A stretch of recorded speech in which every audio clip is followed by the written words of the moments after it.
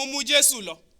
Ọkùnrin kan yé orúkọ rẹ̀ ń jẹ́ Símónì ti ará ìlú Sírẹ́nì ti oko bọ̀.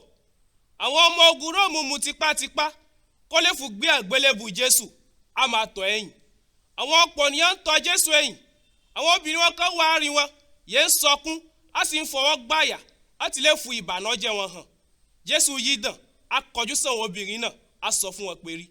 Ẹ̀yin obìnrin ìlú Jerúsálẹ́mù, ẹ má sọkún ìtorí mi, àmọ́ ẹ sọkún ìtorí ira yín àti ìtorí àwọn ọmọ yín, ìtorí pérí kó yé yín pérí àwọn ìjọ ń bọ̀ ìyá máa sọ pérí alábùkún lè fáwọn àgàn àwọn yìí kò bímọ wò àtàwọn yìí kò fọmọ ọmọ wò.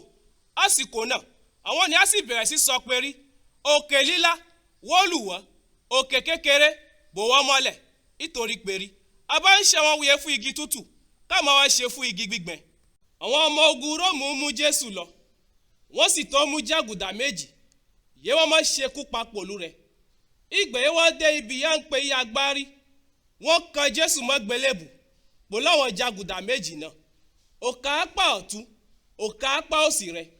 Jésù gbàdúrà a sọ pé rí bàbá dáríjì wọ́n nítorí pé rí wọn mọ òye wọn ṣe. Àwọn ọmọ ogun Róòmù sì pín aṣọ Jésù ipa ṣíṣẹ́ gèǹgé. Àwọn ènìyàn dúró sàgbègbè náà a sì ń wòran. Àwọn ọ̀gá ìlú sì bẹ̀rẹ̀ sí fún Jésù ṣẹ̀sín a sọ pé rí òun yẹn ń gbà àwọn ènìyàn là kó gba ara rẹ̀ là ọba jẹ́ Kírísì ó ní Ọlọ́run yàn lọ́jẹ́.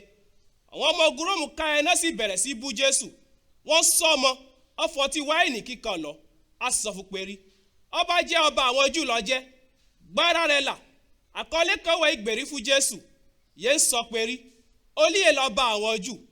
Ọ̀kan náà wọn jàgùdà yẹn wọ́n kàn mọ́ gbélébù pẹ̀lú Jésù bẹ̀rẹ̀ sí bu a sọ pé rí ṣe bí wẹ̀lì Kírísì, gba ara rẹ̀ là kó sì gbà wọn náà là.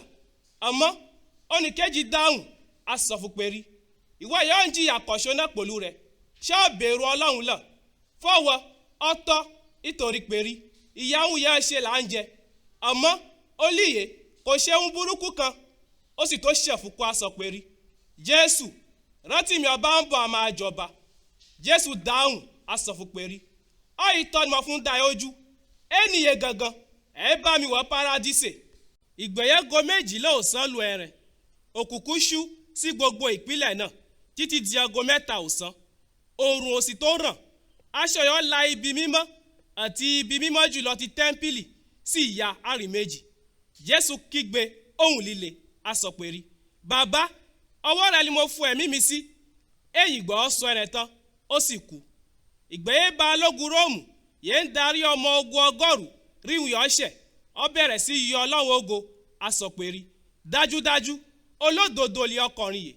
Ìgbẹ̀yẹ́ ọ̀pọ̀ ènìyàn yóò wá bí ìṣẹ̀lẹ̀ náà ríhun yọ̀ọ́ṣẹ̀ wọ́n bẹ̀rẹ̀ sí padà lọ à ń fọwọ́ gbáyà láti lè fún hàn pé rí wọ́n ń ṣọ̀fọ̀.